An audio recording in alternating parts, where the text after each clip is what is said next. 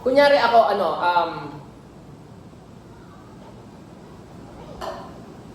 bang magandang halimbawa? Si Jesus ang si Jesus ang dakilang manggagamot. Halimbawa, ayun na, si Jesus ang dakilang manggagamot.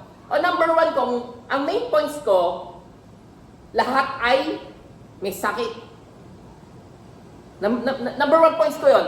Ang first point ko, i-establish ko, lahat ay may sakit, lahat ay nagkasala, lahat ay may sakit, lahat ay nangangailangan ng kagalingan. Ang second point ko, ang tao, wala siyang magagawa. O parang ganyan din, wala siyang magagawa para gumaling o maligtas, whatever.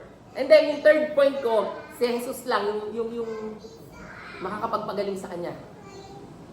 Pag sinalansan mo siya, hindi kagaya ng una, yung sino si Jesus, number 1, number 2, number 3, lahat yun sumasagot sa iisang tanong. Ito naman, isa lang ang sagot mo, pero, tama pa si Pastor Raya. Sabihin, progressive siya ng, yung each part of the outline contributes to the completeness of the discussion. Maliwanag na po yun? May tanong doon? So, yan lang naman yung mga maano dyan, yung mahirap intindihin. Pwede nyo ba akong bigyan ng example dyan? O mahirap? Pero naintindihan nyo. Naintindihan nyo. Kumbaga, kung mag-i-speech ka, halimbawa sa mga speech, ang homiletics, pwede nyo rin gamitin ito sa public speaking. Pag nag-speech po kayo, na-invite po kayo, paano nyo sinasalansan yung kaisipan? Ako madalas ito, kunyari na-invite ako. Kunyari, discussion, nagdi-discussion, nagbibigay ng mga greetings. Halimbawa, greetings na lang, greetings. Lahat kayo magbibigay kayo ng greetings kay Pastor Gabi. Nakaupo pa lang ako, pagka sinasalansan ko ng ano sasabihin ko, ano yung una, paano yung pangalawa, paano yung pangatlo. Halimbawa, si Pastor Gabi, early life of Pastor Gabi, paano kami nagkakilala. Yung pangalawa, yung mga kalokohan namin ni Pastor Gabi. Pangatlo, paano na kami magkasama ngayon. Kung mga isasalansan mo siya, naiintindihan niyo po, yung lahat, iisa lang ng patunguhan, pero naisasalansan mo na maayos. Hindi siya sabog, may papatunguhan ka pa rin. Maliwanag na po? Okay. Pangatlo, the main division may present the various proofs of the topic. Proofs. Madali lang yan. Ito lang isinasagot, mga patunay na isang bagay. Kung ano yung topic mo, sinasagot mo lang. So, pinapatunayan mo lang. Okay lang, parang kanina lang din yan. No, parang kanina. Actually, magkakamukha lang halos. Yung isa lang yung medyo kakaiba. Okay, yung pangatlo, at pangapat, the main division may treat a subject by a comparison or contrast with something else in the scripture. Compare and contrast lang yan. Sabihin nyo lang kung medyo mabilis Compare and contrast. Halimbawa, like salt, the believer's testimony should be seasoned. Like salt, the believer's testimony should purify. Like salt, the believer's testimony should not lose its savor. Like salt, the believer's testimony should create thirst. Nagko-compare ka and nagko-contrast ka. Compare and contrast. Maliwanag? Paano ba ang patotoo ng isang Kristiyano? Kagaya ng asin, ikumpara natin sa asin. Okay, ang asin ay dapat lagi siya nasa season. Maraming ganyan sa scripture. Halimbawa, paano ba tayo mabuhay? Ang gagamitin mong comparison, our life and Christ. Halimbawa, kagaya ni Jesus, dapat tayo ay masunurin. Kagaya ni Jesus, lahat, ganun ang mga points mo. Kagaya ni Jesus, dapat maliwanag po, may pinagkukunan ka.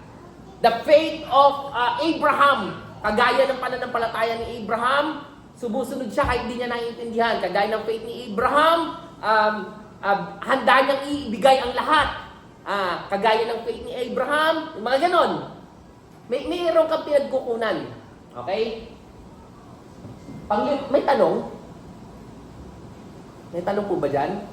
Wala. Panglima, the main division may be expressed by a certain word or phrase of scripture which repeated throughout the outline. He is able. Maraming ganyan sa scripture, Maraming ganyan sa Bible. He is able. He is, di ba nakakabasa kayo ng ganyan? Yung mga inuulit-ulit sa Bible, pwede niyong gawin yon. Pwede yun yung magiging points nyo. Halimbawa, sa in John, marami dyan sa John, yung 7 I am ni Jesus. Alam niyo yan? I am the bread of life, I am the door, I am the good shepherd. Lahat na 7 I am. Kumbaga yung mga I am ni Jesus. Ayun, pwede nyo ganun. Kumbaga, yung simula, yun na yung magiging ano nyo, yung mga repeated words. Yung mga repeated words. Ito pa. The main division may be supported by an identical word or phrase of scripture throughout the outline. Ganun din yan. The main division may consist of a word study showing the various meaning of a certain words in scripture, such as the studied name of Christ and the names of God. Ito naman, yung mga meaning. No? Yung meaning ng isang word, pag-aaralan mo, titingnan mo yung iba-ibang meaning niya. Halimbawa, yung salitang love na lang, kukunin natin yung iba-ibang meaning. In 1 Corinthians, halimbawa, ang love is not an emotion, but an action. Halimbawa, love is a decision, tapos love is, ano pa? Pwedeng gano'n, binibigyan mo siya ng meaning. According to the sinasabi ng scripture. Maliwanag po sa inyo yan. May tanong po kayo dyan. Bago tayo mag-move dun sa ating... meron po ba tanong? Sure kayo? Hindi nga. Nag-aaral tayo Hindi ba kasi nung pinag-aaralan ko, sabi ko parang magkakamukha lang naman. Once na maintindihan mo yung isa, maintindihan mo na siya lahat. Dalawa lang yung pinaka-ano dyan eh. Una, yung sinasagot mo yung nandirekta yung topic mo, lahat yan, tapos may variation na lang, either kukuhanin mo yung identical, no? Kasi hindi, kahit gano'n naman, meron ka pa rin topic eh. Kunyari kahit repeated words, may topic ka pa rin naman eh. So yun yung magkukulong sa'yo. Kahit naman sabihin mo, gamitin mo lahat kung ang topic mo ay hindi gano'n, pwede ka sumabog. Ang magkukulong sa'yo yung topic mo. Halimbawa, bibigyan ko kayo ng halimbawa. Ano ba yung mga he is able, ano ba? Meron kanina eh.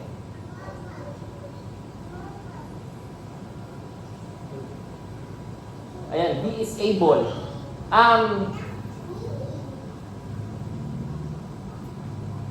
Ano ang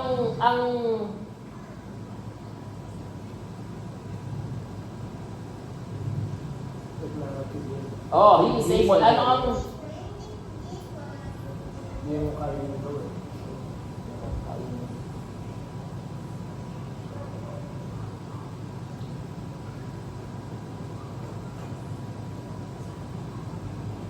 kumbaga, kahit ganito, ang gusto ko sabihin sa inyo, kahit ganito ang points mo, kunyari inuulit-ulit mo, dapat yung topic mo, hindi ka sumasabog.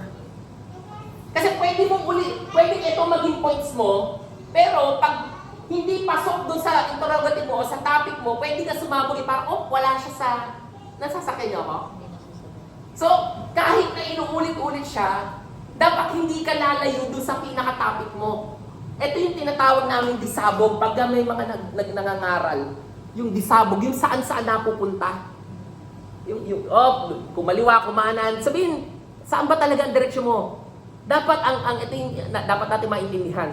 Dapat merong ang central idea, merong ang central message na gustong anuhin. Lagi yun. Maliwanag po yun. Ito yung ito. Kung meron po kayong, okay lang ba yun? Naka-messenger lang naman tayo. Naka-messenger. Hindi naman natin pinopost yan, no? Hindi naman natin pinopost yan, di ba? Naka-post? Ilalagay pala. Okay, sige. Sige. At least alam ko meron. Kasi ito, ako na-observe ko to, na-observe ko to. Sa mahabang panahon at sa iba-ibang mga nakasama ko na, may mga tao, ito importante to, gusto niyo maging effective preacher, wag niyo lang ilatag yung mga puntos niyo. Wag niyo lang ilatag kasi ang lagi niyong tanong, Eh, ano ngayon? Napaka-importanting tanong. So what?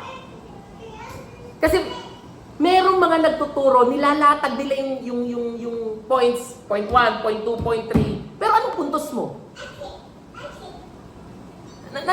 Nakukuha niyo ako? Yung bang, so what? Halimbawa, he is able to keep, he is able to help, he is able to subdue, he is able to give grace, he is able beyond what we can ask. So what? Eh, ano ngayon? Ano yung gusto mong puntuhin? Ano yung gusto mong sabihin? Naiintindihan niyo po ako? Napaka-importante nito na meron kang alam mo sa mo dinadala yung tao. Saan mo dinadala? Hindi, kasi meron naglalatag ng mga puntos. Pero siya mismo, inilalatag niya lang yun. Hanggang doon na lang yun. Okay. Pero ano ngayon? So what? Lagi niyong itatanong yan. Ako, itong natutunan ko kay Brother June. Pag hindi mo kayang sabihin in one sentence, yung buong preaching mo kahit 2 oras ka nangaral, hindi yan maintindihan ng tao. Pag hindi mo kayang ipaliwanag in one sentence, yung buong sermon mo sa 2 oras, 1 oras, hindi mo kayang sabihin in single sentence, hindi yan maintindihan ng tao. Asahan mo yan. Kasi dapat maliwanag sa'yo, ano yung gusto, kahit shortcutin mo yan, kahit ang haba-haba niyan, alam mo yung pinaka-essence niyan. Kaya ang tanong mo, so what? Ba, importante to. Yung tanong na to, so what? Gusto mo maging effective kasi behind the points, meron kang pinagpupuntahan sa kanila. Hindi ka lang naglalatag ng mga salita, hindi ka lang naglalatag ng puntos. Meron kang nirarally, meron kang gustong pagdalhan sa kanila. So what? Halimbawa, kahit sa pag-develop ng mga puntos, halimbawa, may ginagawa ako para to sa Sunday. Wala pa akong mga puntos na naka pala tayo, no? Halimbawa, may dine-develop ako. First point ko, dine-develop ko pa, hindi pa kompleto. Yung first point ko, forgiveness is a mass decision, not an option. Kumbaga, hindi siya parang ginano ko siya. Pero ano yung gusto kong sabihin doon? Ano yung gusto kong puntohin doon? Gusto ko maintindihan nila sa likod noon, nirarally ko, ano yung maintindihan nila ang forgiveness. Yung definition, yung principles and everything. So yun, yung halimbawa, yung pangalawa ko, forgiveness is not a one-time decision but a journey. Ano yung gusto kong puntuhin doon? Yung gusto kong puntuhin nila. How to forgive yung mga, paano sila makakapagpatawad ng, kasi ang forgiveness para sa akin, di ba sabi nila forgive and forget. Hindi mo naman talaga nakakalimutan yung mga nakasakit sa'yo eh. Tama ba? Tama ba? Tama ba? Yung mga nakasakit sa'yo, hindi naman madaling kalimutan yun eh. Pero, ang goal ko rito, kahit maaalala pa nila, hindi na sila masasaktan. So, yung sa likod ng mga points mo, meron kang gustong sabihin. Hindi mo lang nilalatag yung puntos mo, meron kang, ito yung gusto ko ma-drive na kahit na maalala pa nila yung mga, di ba, unang first point ko, maintindihan nila. Kahit paano ko nailatag, pero ito yung idea, maintindihan nila ano yung forgiveness. Second point ko, gusto ko kahit ang forgiveness, kahit na, dahil hindi siya one time, journey siya, na darating yung puntos. Mabagal lang naman.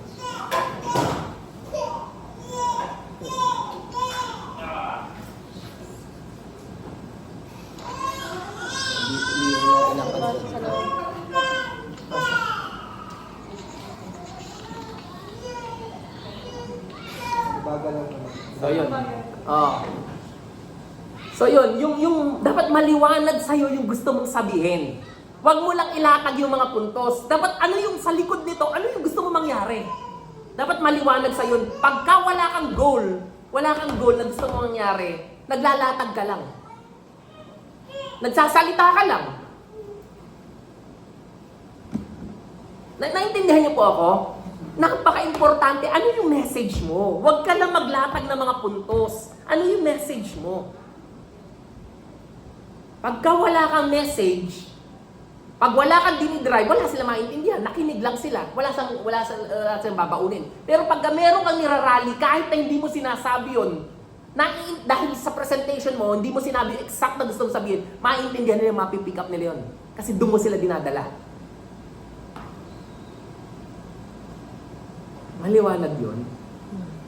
Kailangan po yun. Kailangan po yun. Okay. Ano pa? Ngayon, subukan natin mag-aral. Ito yung gusto kong dalhin sa atin since how to develop main points into sub-points.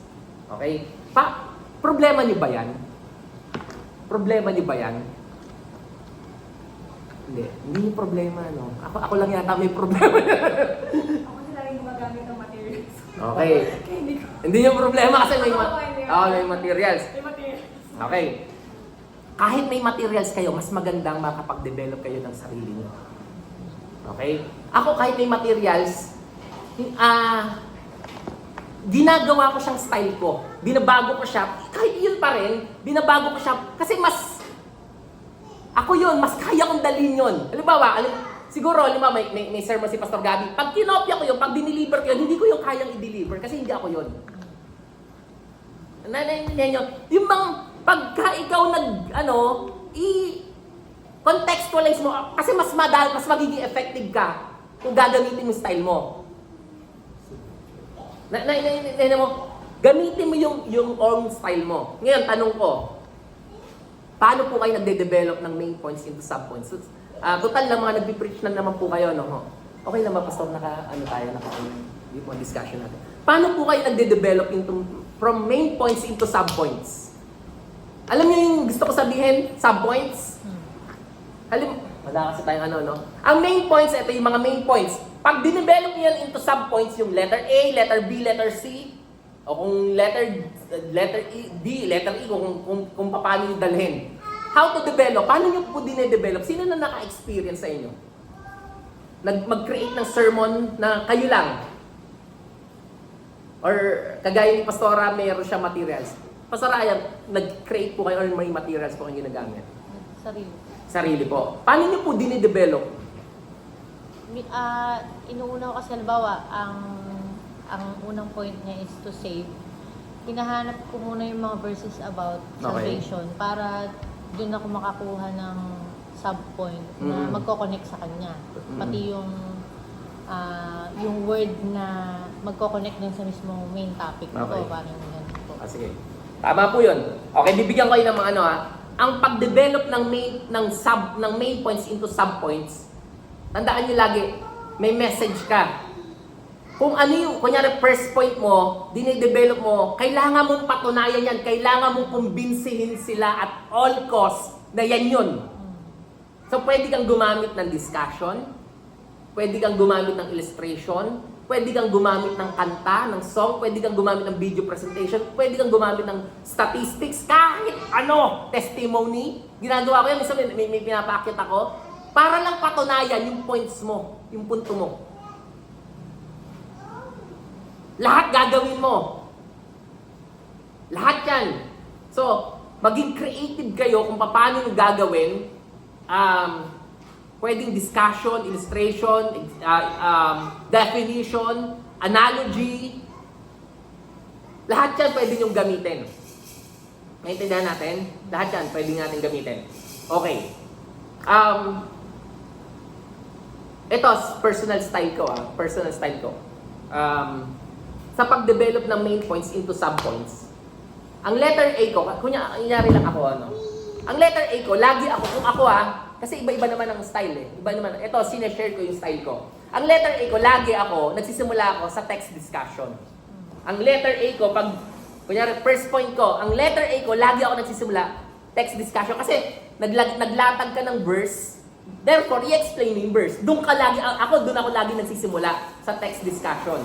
Para na, hindi mo lang sinabi yung verse, you're explaining the verse.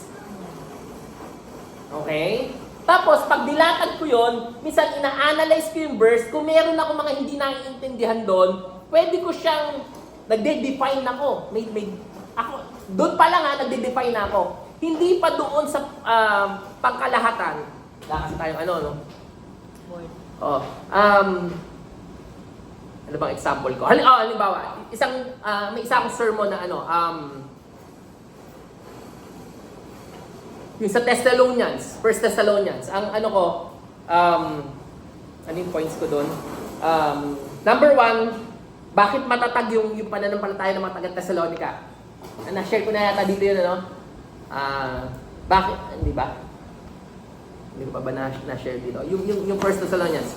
Bakit yung mga taga-Thessalonians, ang tatag ng faith nila? O number 1 points ko, naiintindihan nila, they understood the gospel they received. Naunawaan nila yung gospel na natanggap nila. Okay. Sabi sa 1 Thessalonians, sabi ganyan, nagdanas sila ng katakot-takot na hirap. In English, they experience severe suffering and yet they welcome the gospel. Ano yun? Pakibasa ng 1 Thessalonians. 1 Thessalonians chapter 1. Sige, Tagalog. Sandali, hanapin ko yung ano. Verse 6 yata yung hindi ako nagkakamali. Chapter 1, verse 6. Sinularan ninyo kami at ang Panginoon. Ay, hindi yan. Verse 7. Tingnan ko nga. Kaya't naging humaran kayo ng mga kapatid sa Macedonia at Achaia. Hindi rin, sandali First Thessalonians sa chapter 1.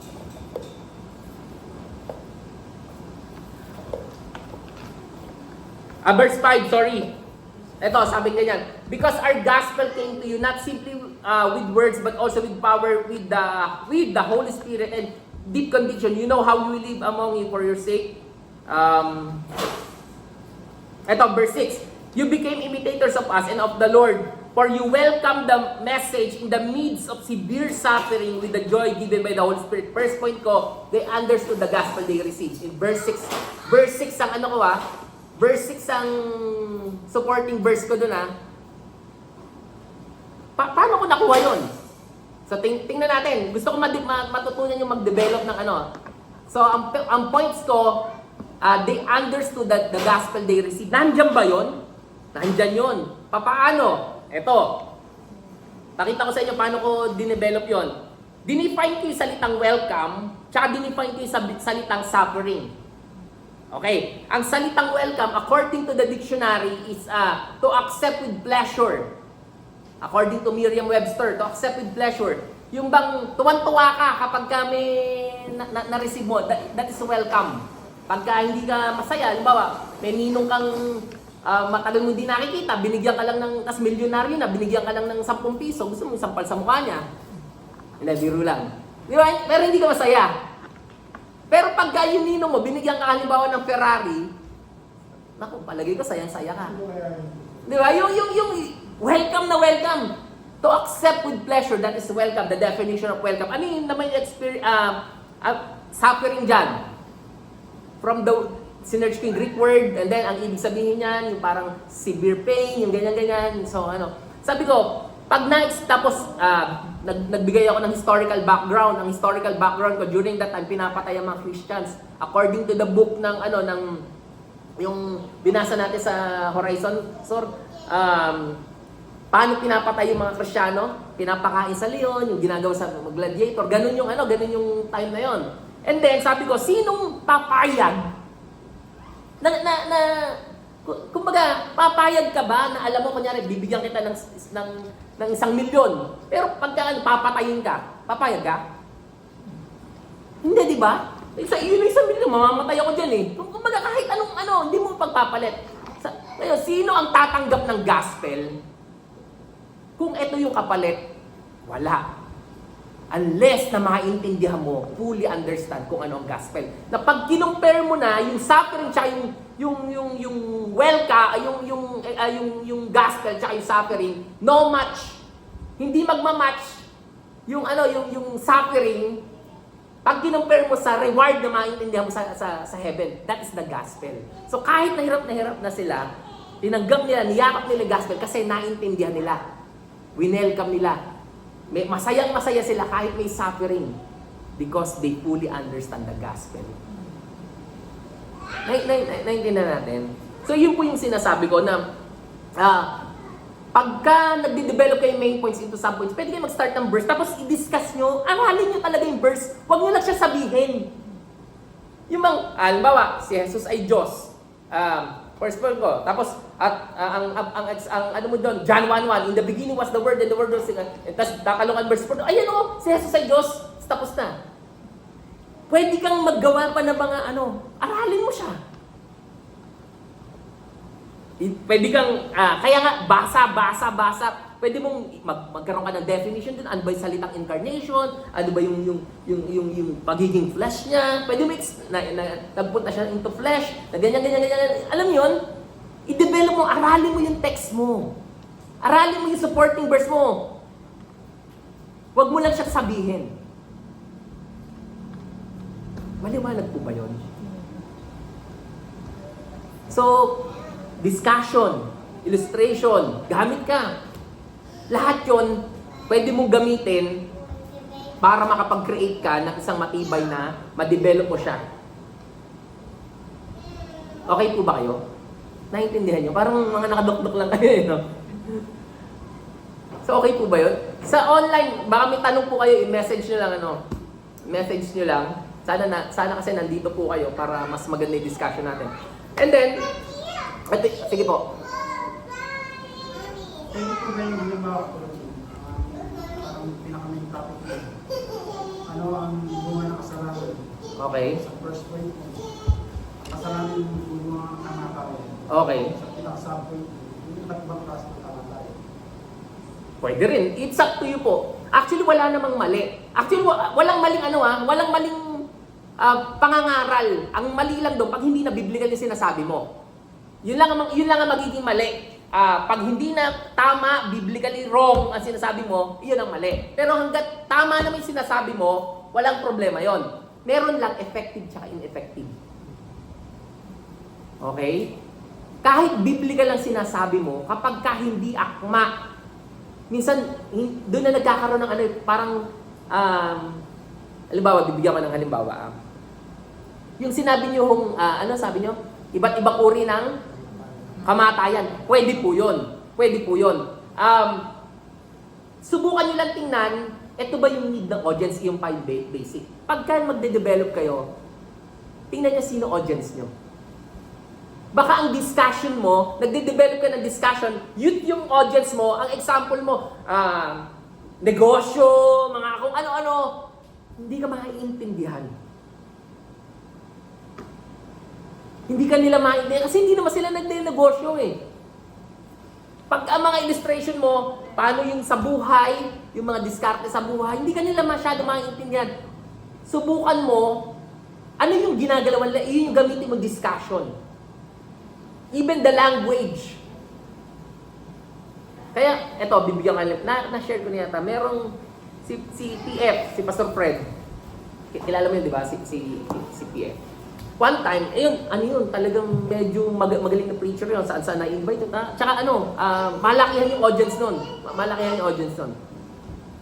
One time, inimbitahan siya, may inimbitahan siya ang pastor, galing sa probinsya. Hindi ko, basta may naging bisita kami nun. Maayos naman, pero nung dinala niya ron, talaga naman nagkalat. Nasa kami nun, Word of Book yun eh. Laki ng congregation, tas puro talaga may mga pinag-aralan, may mga lawyer, may mga general nga doon eh. Talaga hindi naging ganun kaayos. Hindi ko naman sinasabing mali yung pangangaral niya, kasi nga, nasa Bible naman, kaya lang hindi naging effective. Medyo may kaguluhan, kung ano pinag-kwento, tapos hindi niya nasa na maayos yung gusto niya sabihin, hindi naging effective. Si PF na ang galing-galing sa tingin namin. May mga definition, may mga kung ano-ano. Nag-preach sa kanila, hindi rin naging effective. Hindi rin naging effective. Naintindihan nyo? Yung kasi bakit? Ang effectivity, dapat match kayo. Yung sinasabi mo, makaka-relate sila. Ito pag ang tao nakaka-relate sa'yo, okay yan. Kailangan mo makarelate sa tao. Sino ang audience mo? Kaya yung topics mo, yung discussion mo, lahat yun napaka-importante, swak. Naintindihan mo, kahit tama naman yung sinasabi mo, pero pag hindi akma sa kanila, medyo tutulugan ka niyan. Medyo hindi yan sila magiging interesado kasi hindi sila nakaka-relate. Pero once na nakaka-relate sila, gaganahan niya. Kaya nga, subukan sa mga youth. Pag ang mga topic nakaka-relate sila, love, mga ganyan, buhay na buhay yan. Kasi nakaka-relate sila eh. So pagka meron kang pupuntuhin, kahit na, kasi Bible yung pinupunto natin, subukan mong i-develop yung prinsipyo na binibitawan mo, sa discussion na kaya nilang i-absorb or na-experience nila. Okay po ba yun? Meron ba kayong meron kayong mga tanong? Okay po? Maliwanag po. So pwede nyo i-develop into discussion, illustration, video presentation, testimony, lahat yan pwede nyo i-develop para patunayan yung puntos nyo. Okay po yun? Pwede tayong gumawa ng Gusto ko kasi maka-create tayo ng gawa po kayo ng topic. Ito, exercise natin. Gawa po kayo ng topic, tapos lagyan nyo kahit isang puntos lang. Tapos subukan yung i-develop into sub-points. Hindi nyo kailangan gumawa ng ibato nyo lang sa akin yung paano nyo, yung first point mo, kunyari, text discussion. Ano yung gusto mo sabihin doon? Ano yung idea mo? Paano mo siya i-develop? O illustration, o kahit hindi nyo na ikwento, at least, ano lang yung essence nun para makita ko kung paano kayo nagbababa ng kaisipan. Kahit isang points lang. Exercise tayo. Kahit isang points lang. Meron